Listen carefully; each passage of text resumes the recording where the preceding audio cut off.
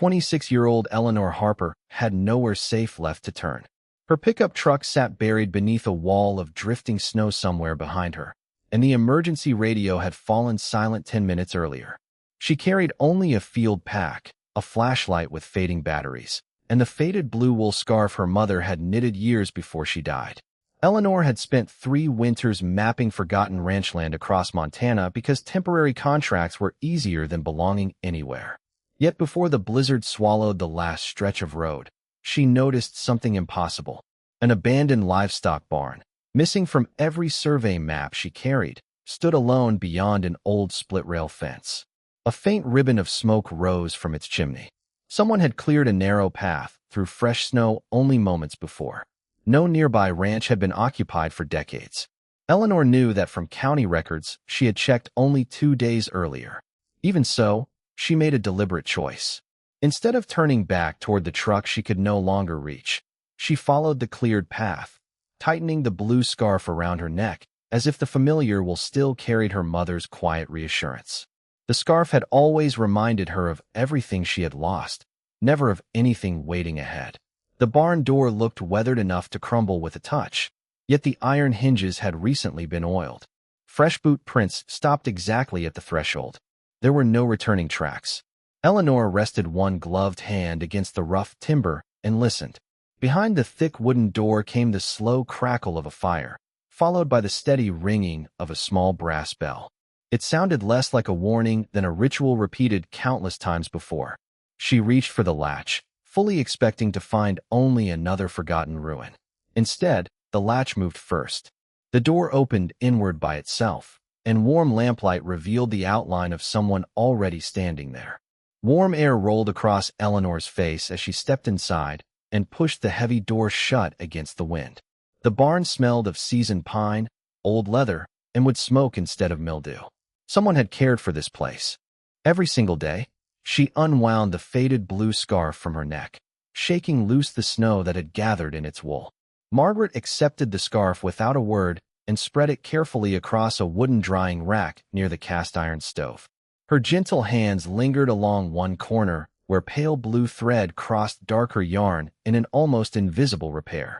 For a moment, Eleanor was 8 years old again, sitting beside her mother on the narrow porch of a rented trailer outside Bozeman.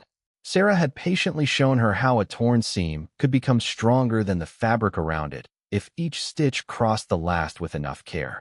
Eleanor had never learned to knit well, but she had learned something else that afternoon.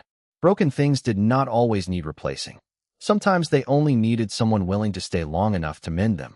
The memory faded as the stove cracked softly, returning her to the quiet barn. Margaret handed the now warming scarf back without mentioning the repaired corner.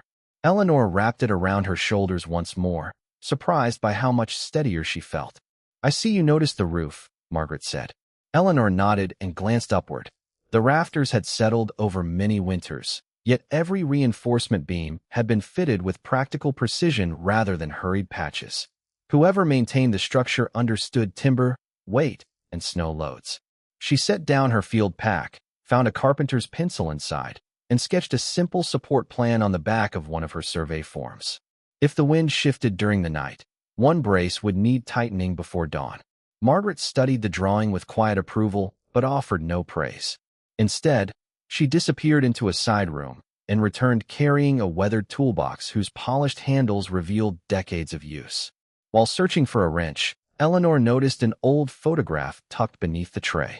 It showed Margaret standing beside another woman outside the same barn many years earlier. The second woman's face had been folded beneath the edge of the picture, leaving only a familiar blue scarf visible around her shoulders. Eleanor assumed the missing face had simply been damaged. By time, she slid the photograph carefully back into place, never realizing the fold had been made deliberately. Margaret rose before first light, feeding another split log into the cast-iron stove while the wind continued to sweep loose snow against the barn walls. Eleanor had slept only a few hours on a narrow cot in the tack room, but years of field assignments had taught her to wake whenever silence replaced a familiar sound. The storm had weakened. That alone meant conditions outside had changed. She folded the blue wool scarf neatly before wrapping it around her neck again. The wool still carried the faint scent of cedar smoke from the stove. Every winter contract she had accepted over the past 3 years had begun with the same quiet promise to herself. Finish the work, collect the paycheck, leave before any place began to feel permanent. The scarf had become part of that ritual, a reminder that moving on always hurt less than staying. Margaret poured coffee into 2 enamel mugs without asking whether Eleanor planned to continue her survey. The county road crews will clear Highway 191 first, she said. This valley usually waits another day. It matched Eleanor's experience. Sweetgrass County maintained the state highway quickly, but abandoned ranch roads often remained blocked until private landowners opened them. If her truck still sat beneath several feet of packed snow, leaving immediately would accomplish nothing. She reached for the folded survey packet inside her field bag. The assignment itself was straightforward. A nonprofit conservation partnership had hired her company to document forgotten agricultural structures before another decade of weather erased them entirely. The Whitcomb barn had never appeared on the official inventory. According to county mapping records, the surrounding property had been classified as inactive pasture for almost 30 years. Then I should document this place while I'm stranded, Eleanor said. Margaret looked at her for a long moment before answering. You may look, she replied quietly. Just remember that old buildings keep more than weather. The words sounded like ordinary advice about unstable timber and hidden hazards. Eleanor nodded, believing she understood exactly what Margaret meant. After breakfast, she retrieved her laser measuring tape, field notebook, camera, and moisture meter. The practical rhythm settled her nerves. Measure first. Photograph second. Record everything before drawing conclusions. Good survey work depended on patience, not assumptions. The main livestock aisle showed remarkably little rot. Original hand-hewn beams still carried the roof despite more than a century of mountain winters. Someone had replaced damaged braces one at a time, using lumber cut to match the older timbers instead of modern dimensional boards. Eleanor admired the craftsmanship while making careful notes. Margaret neither interrupted nor offered explanations. She simply watched from a respectful distance, answering only direct questions. Near the western wall, Eleanor discovered a narrow interior door partially hidden behind neatly stacked harness racks. Unlike the larger barn doors, this one carried a newer iron lock polished by regular use. Storage? Eleanor asked. Margaret rested her hand lightly on the brass key hanging from a leather cord beneath her sweater. No, she answered. Memory. Neither woman spoke again for several seconds. Then Margaret removed the key, placed it in Eleanor's open hand, and closed Eleanor's fingers around the cool brass. You came here because of a storm, she said softly. Whether you open that door will be your own decision.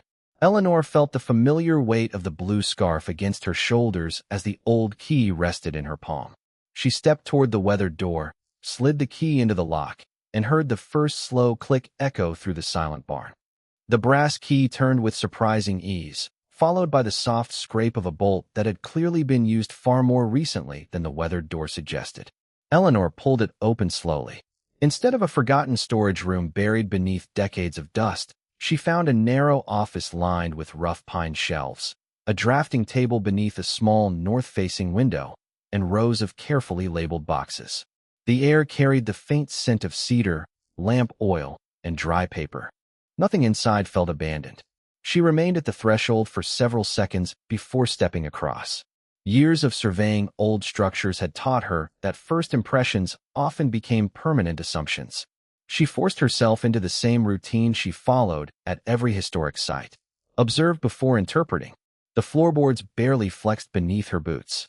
Original square-cut nails remained visible along the outer walls, but one section near the window had been repaired using machine-cut lumber manufactured many decades later. The workmanship was excellent, almost invisible unless someone knew exactly where to look. Eleanor crouched, ran her fingertips over the joint, and smiled despite herself. Whoever had made the repair had respected the original construction instead of replacing it. Margaret remained outside the room. She neither entered nor watched over Eleanor's shoulder. The distance felt intentional. Eleanor removed her notebook and recorded the repair date estimate beside a quick sketch. She paused only when another detail caught her attention. Every shelf carried a thin layer of settled dust except one narrow space at eye level. Something rectangular had rested there until very recently. She looked toward the doorway. "I thought no one came here." Margaret answered without moving. "Very few do." The reply explained nothing. Eleanor continued her inspection. The drafting table held an oil lamp, sharpened pencils, a steel ruler, and a magnifying glass polished so clean it reflected the pale morning light. Beside them sat several weather journals tied with cotton ribbon. The upper pages had yellowed naturally, yet the ribbon itself showed almost no fading. Someone had replaced it within the last few years. That became the second detail she quietly added to her notes. A faint tapping interrupted the silence. Not from outside. From somewhere beneath the floor. She waited. Nothing. Only after nearly a minute did the sound return. 3 slow taps, separated by long pauses. Eleanor knelt again and pressed her palm against the boards. The vibration was too soft to identify. Expanding timber could make similar noises after dramatic temperature changes. Yet something about the rhythm felt strangely deliberate. She followed the sound across the room until it disappeared beneath a heavy oak cabinet built into the wall. The cabinet itself looked older than the repaired flooring beneath it. Its lower edge had been carefully scribed to match uneven planks, but one rear corner stood almost half an inch higher than the opposite side. An ordinary visitor would never notice. A surveyor measured differences for a living. She crouched lower, aiming her flashlight beneath the cabinet. The beam revealed fresh scrape marks crossing older layers of varnish. Whatever stood there had been moved many times despite appearing permanently fixed. "There should not be enough clearance for those marks," Eleanor murmured. Margaret did not answer. Instead, she quietly carried another armload of firewood toward the stove as though she had not heard the observation at all. Eleanor considered pulling the cabinet forward. She even reached for its edge. Then she stopped. Historic structures were damaged more often by curiosity than by weather. Without understanding how the cabinet had been anchored, forcing it could split original boards that had survived more than a century. She let go. Choosing restraint over haste felt strangely satisfying. Instead, she inspected the surrounding walls. Most of the interior consisted of rough pine boards cut by circular saws common in the late 19th century. One narrow vertical section near the eastern corner differed subtly in grain direction. The wood itself appeared older than the boards surrounding it, as though salvaged from an even earlier building before being fitted into this room. Third, inconsistency. None of it matched the county inventory describing the barn as a simple livestock structure with no later modifications. Her camera shutter clicked steadily while she documented each anomaly. By early afternoon, the storm had weakened enough for sunlight to spill through the small north window. Eleanor packed away her measuring tools, convinced she had gathered enough evidence for one day. As she turned toward the door, she noticed Margaret standing outside beside the drying rack. The blue wool scarf no longer rested where Eleanor had left it. Margaret was quietly reinforcing its repaired corner with matching blue thread, using tiny stitches almost identical to the ones Sarah had once taught her daughter. When Eleanor looked closer, she realized the older repair beneath those new stitches had not been made by her mother at all. Eleanor spent the next morning doing something that was not included anywhere in her survey contract. Before opening another journal or measuring another beam, she climbed onto the narrow loft above the office and cleared away the heavy ridge of snow that had gathered against the western roof. The extra weight was not yet dangerous, but another storm could change that. She worked methodically with the wide wooden snow shovel Margaret handed her without instruction, pausing only when the cold forced warmth back into her fingers. When she climbed down, Margaret said nothing. She simply poured a second mug of coffee and placed it beside the stove. Somehow, the quiet gesture felt larger than praise. By afternoon, the barn seemed to breathe differently.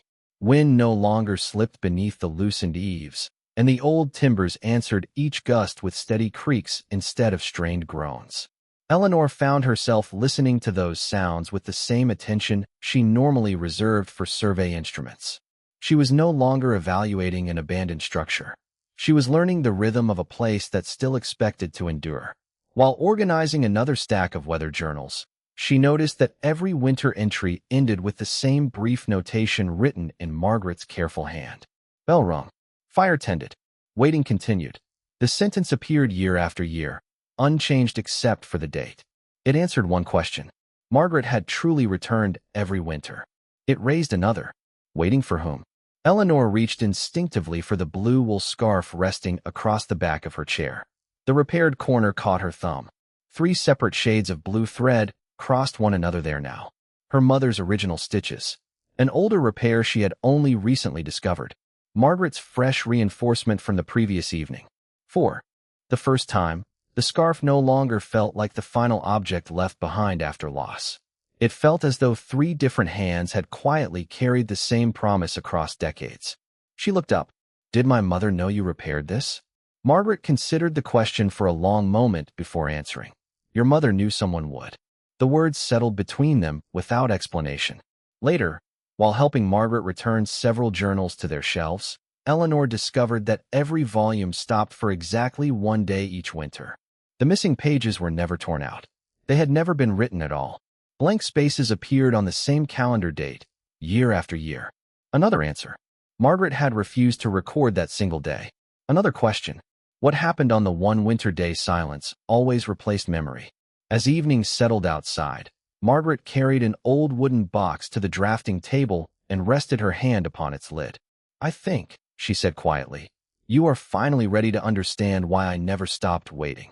Eleanor felt the weight of the scarf against her shoulders once more, as every clue she had uncovered seemed to point toward the same unopened truth. Margaret lifted the lid of the wooden box without ceremony. Inside were no jewels, no bundles of cash, and nothing that resembled the kind of discovery Eleanor had learned people expected from forgotten places. Instead, the box contained carefully wrapped journals, folded county survey plats, church registry copies, livestock shipping records, weather reports clipped from local newspapers, and dozens of envelopes arranged by year. Each bundle had been tied with cotton tape and labeled in the same patient handwriting Eleanor had already come to recognize. You told me to observe before I decided what anything meant, Margaret said. Start there. Eleanor carried the first bundle to the drafting table beneath the north window. She resisted the urge to reach immediately for the oldest letter. Instead, she sorted every document by date, exactly as she would organize field evidence before writing a structural report. The county plats aligned with the weather journals. Livestock records matched. Seasonal entries. Church copies confirmed births, deaths, and family names without contradiction. Nothing stood alone. Every document quietly supported another. Only then did Eleanor unfold the first letter. It was addressed to Margaret, but never mailed. The signature at the bottom read simply, Sarah. Eleanor's breathing slowed. She compared the handwriting with notes her mother had written inside the family cookbook she still kept in a box at home. The long downward stroke of the letter H, the narrow spacing between words, the slight rightward slant. They were unmistakably alike. The letter proved only one thing, but it proved it well. Sarah Harper had been here after Eleanor had always believed every connection to this valley had already ended. Margaret placed another item beside the letter. A church registry copy. The minister's initials matched the parish seal. A county survey plat carried the recorder's certification. Neither document depended upon Margaret's memory. Each could be verified independently. You've spent your career deciding whether old structures tell the truth, Margaret said quietly. Families deserve the same care. Eleanor continued working through the evidence. The weather journal describing the blizzard of 1987 referred to an injured young woman without naming her. The survey plat identified a winter livestock trail crossing the valley that no longer appeared on modern maps. Shipping records showed that the Whitcomb ranch remained active one season longer than county summaries suggested. None of the documents explained everything. Together, they refused to fit the story Eleanor had carried all her life. Almost without thinking, she touched the repaired corner of the blue scarf around her shoulders. For years she had believed it connected her only to the mother she had lost. Now it connected 3 women whose lives had crossed inside this same barn long before she understood why.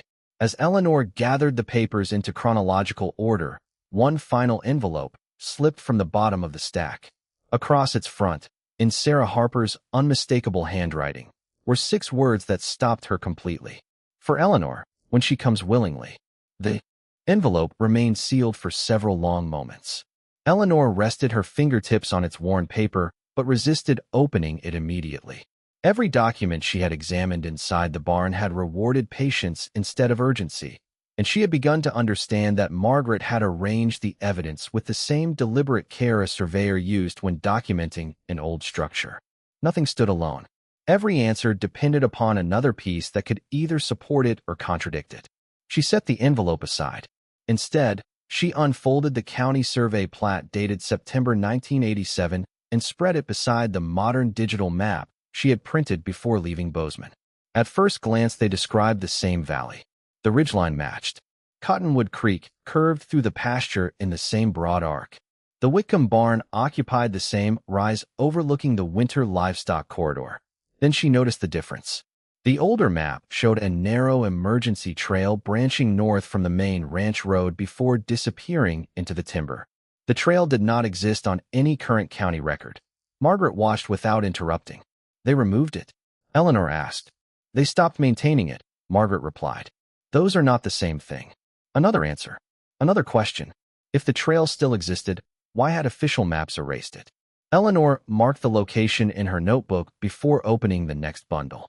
Inside rested livestock shipping records covering for consecutive winters.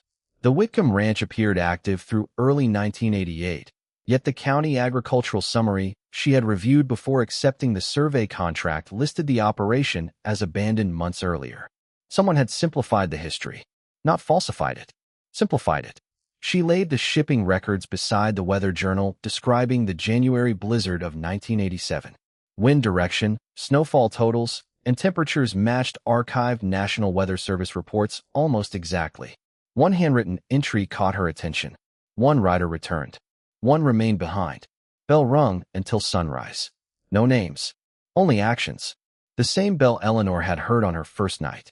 She looked toward the polished brass bell hanging beside the office door. Until now she had assumed Margaret rang it as a personal ritual. The journal suggested another purpose.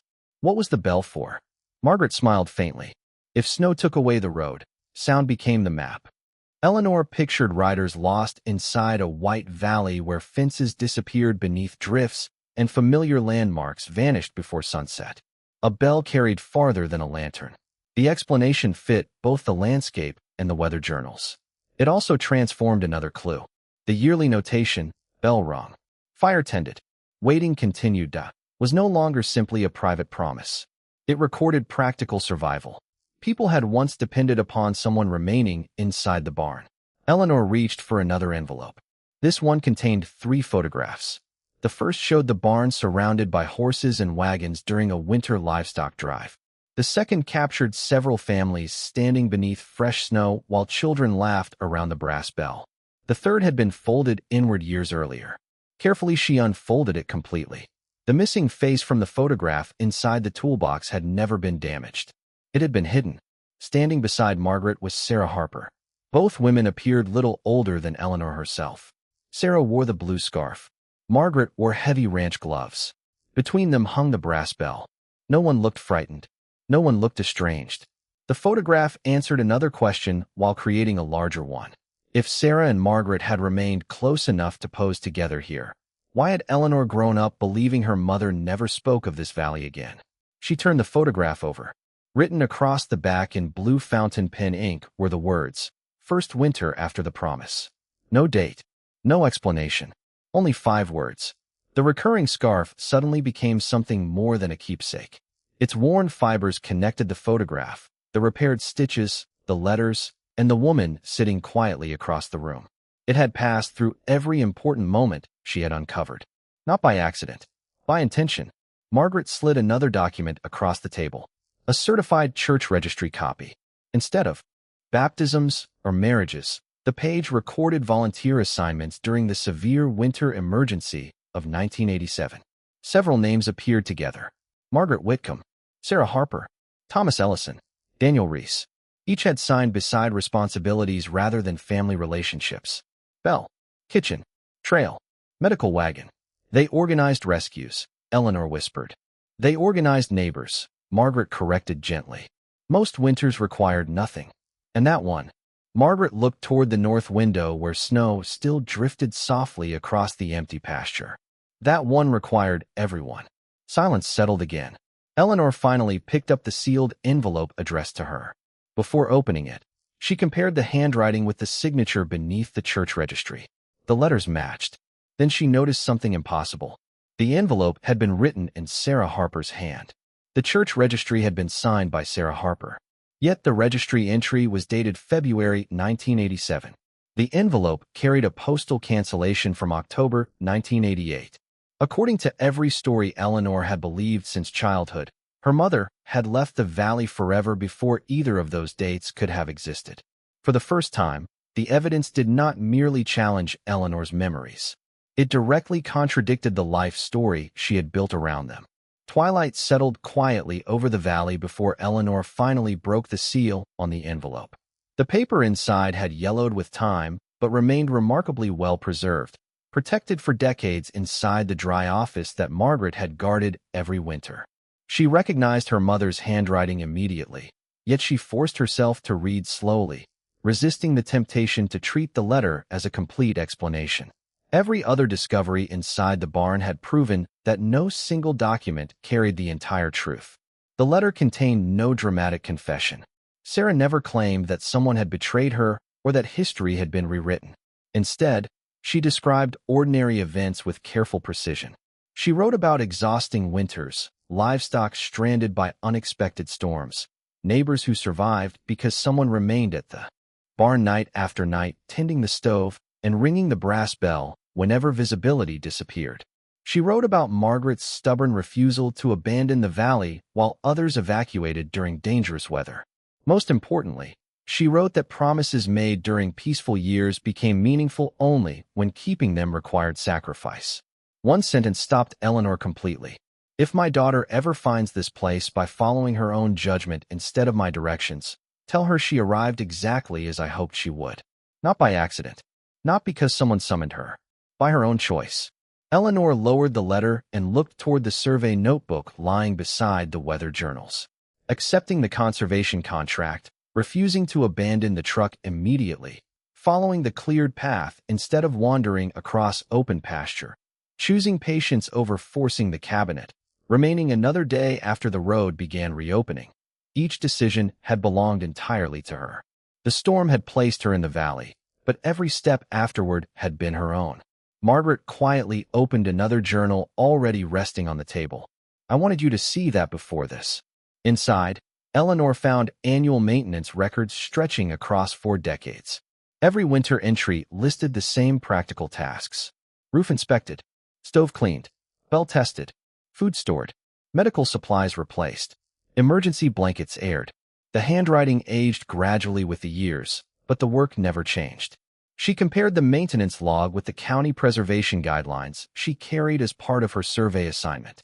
Although written decades apart, both described nearly identical seasonal practices for maintaining an emergency agricultural shelter in severe mountain weather. Margaret had never been preserving a memory alone. She had been preserving a function. The barn had continued serving travelers long after the ranch itself disappeared. Another realization followed almost immediately. The county inventory describing the structure as abandoned had never been malicious. It had simply measured ownership. It had never measured purpose. Margaret unfolded the original survey plat Eleanor had examined the previous evening and laid a transparent tracing sheet over its surface. Faint pencil lines appeared where repeated use had darkened the paper through decades of careful handling. Eleanor aligned the tracing with her own modern satellite map.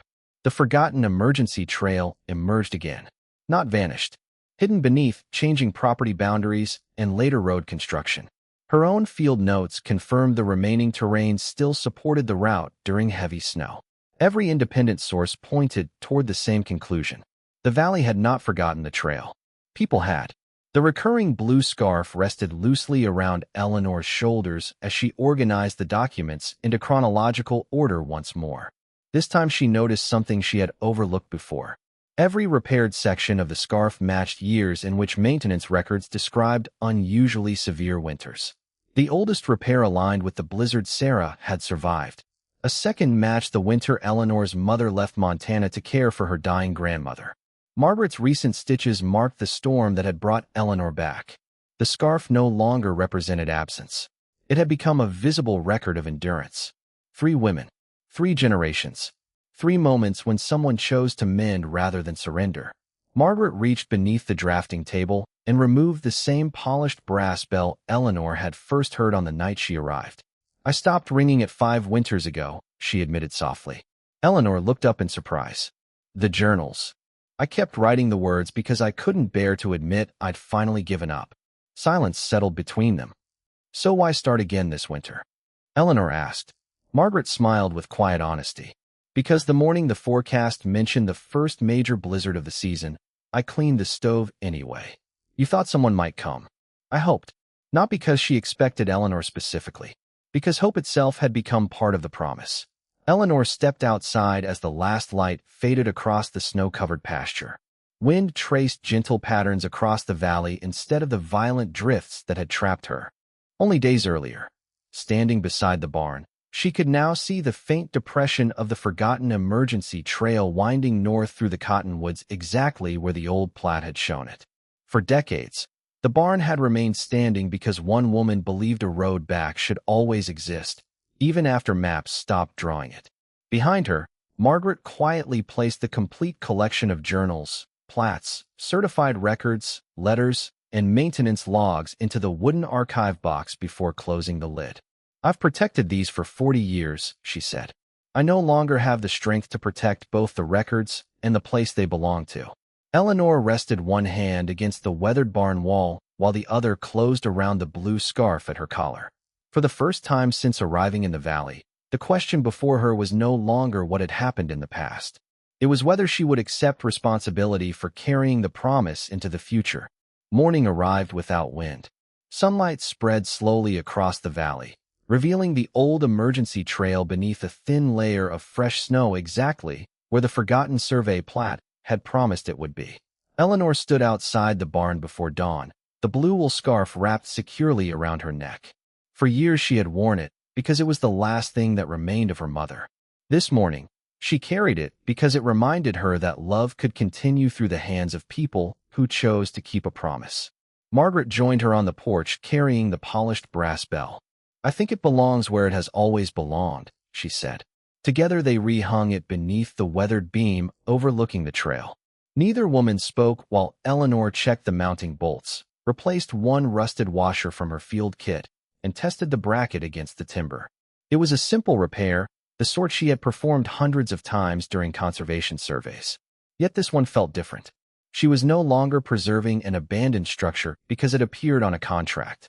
She was preserving the purpose that had allowed generations of strangers to survive mountain winters. Over the following weeks, Eleanor contacted the Sweet Grass County Historical Society, the county survey office, and the local preservation board. Every journal, certified registry copy, survey plat, maintenance record, and family letter remained together inside the archive box exactly as Margaret had protected them. Their documented chain of custody allowed each record to be examined, compared, and authenticated without breaking the history they carried. The county quietly corrected its inventory, recognizing the Whitcomb barn not as an abandoned agricultural building, but as a historic winter refuge that had served the valley for decades. No headlines followed. No sudden fortune arrived. Instead, Eleanor accepted a permanent position coordinating the preservation of historic rural shelters throughout the county, beginning with the barn that had first offered her refuge. When spring finally reached the valley, Margaret no longer climbed onto the roof after heavy snowfalls. Eleanor did. When travelers stopped during late autumn storms, someone always found dry blankets, hot coffee, and a warm stove waiting inside. On the first winter evening after the restoration was complete, Eleanor stepped outside as snow drifted quietly across the pasture. She rang the brass bell once. Its clear sound rolled through the valley before fading into the distant timber. She touched the repaired corner of the blue scarf and smiled. The first time she had crossed this field, she believed she was a woman with nowhere left to go. Now, whenever the snow began to fall, she knew exactly where someone would be waiting to come home.